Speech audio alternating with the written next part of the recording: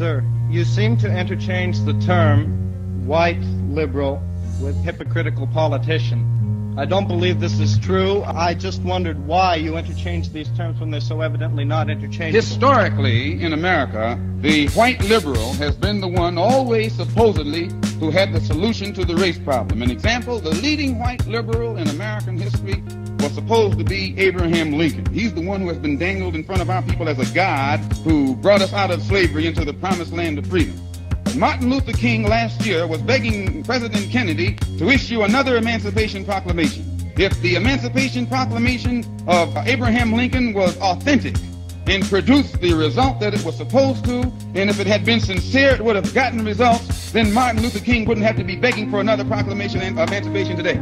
Another time, the white liberals supposedly fought the Civil War to free the slaves, and our people are still slaves, still begging for freedom. Some more white liberals came along with the so-called 13th, 14th, 15th, and other amendments to the Constitution, supposedly to solve our problem. The Constitution has been amended, and the problem is still here. 9 white liberals on the Supreme Court bench came up with a desegregation decision in 1954, supposedly to desegregate the schools, and the schools haven't been desegregated yet. Kennedy ran on a platform as a white liberal 3 years ago and said all he had to do was take out his fountain pen and put his name on some paper, and our problem would be solved. And it was 3 years in office before he found where his fountain pen was, and the problem isn't solved yet.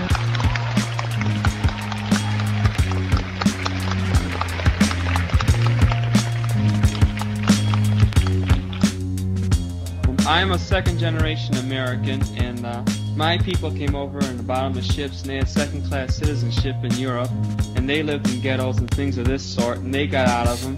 How come I have certain attitudes towards Negroes that may be prejudiced? Where did I get these attitudes? If they weren't from the Negro people. No, none of my people ever owned slaves or anything of this sort. How did I get my prejudices? If you didn't steal the property, you can be held responsible today for being in possession of stolen goods. And although there are many whites who came here from Europe after 1865, they fit right into the whole overall pattern of exploitation of modern slavery that still exists in this country today. Because it's only a modern form of slavery that our people experience today.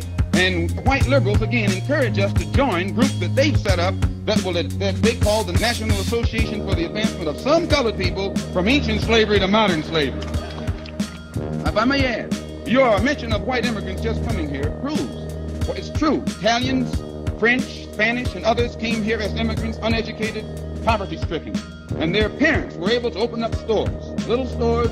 They lived in the back, sent their children to school. Their children studied business and came back and expanded the businesses. And most businesses in the white community today are called so-and-so brothers, so-and-so and son, and so forth. Negroes have been here free since 1865, so-called, have a purchasing power of $20 billion per year, have more education than any group, any minority group on this earth.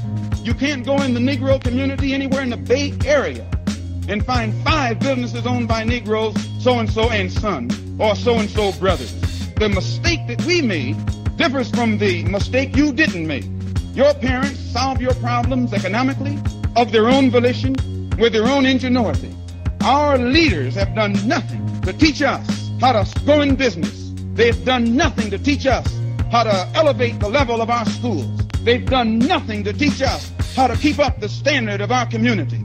It is not the masses of black people who are at fault for this. It's this Negro puppet that the white liberal has set over the Negro community to act as our leader and act as our spokesman, who has failed to show us how to solve our own problems, so we remain crippled and expect to follow the advice of this white liberal who does nothing but continue to exploit us instead of trying to help us solve the problem.